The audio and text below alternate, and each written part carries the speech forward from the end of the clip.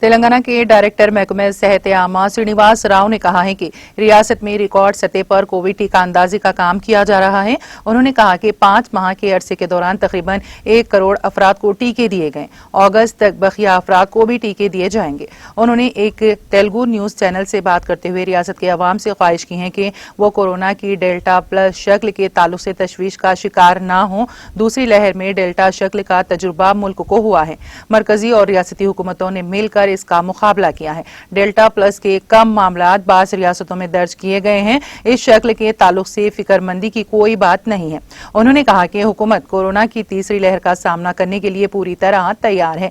انہوں نے نمائندگی کی کہ تلنگانہ ریاست ابتدائی سے اس وبا کی روک تھام کے لیے مناسب اقدامات کر رہی ہے۔ منصوبہ بند طریقے سے کووڈ کی ٹیکہ اندازی کا کام کیا جا رہا ہے۔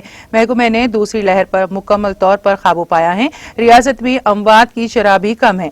ریاست میں اس تعلق سے پریشان کن صورتحال پائی نہیں جاتی۔ انہوں نے مودی زیر قیادت مرکزی حکومت کی جانب سے ٹیکوں کی فراہمی پر کہا کہ مرکز نے ٹیکوں کی تعداد میں اضافہ کیا ہے۔ ریاست کے بیشتر افراد جنہوں نے پہلا ڈوز لیا ہے ان کو دوسرا ڈوز جولائی میں دیا جائے گا۔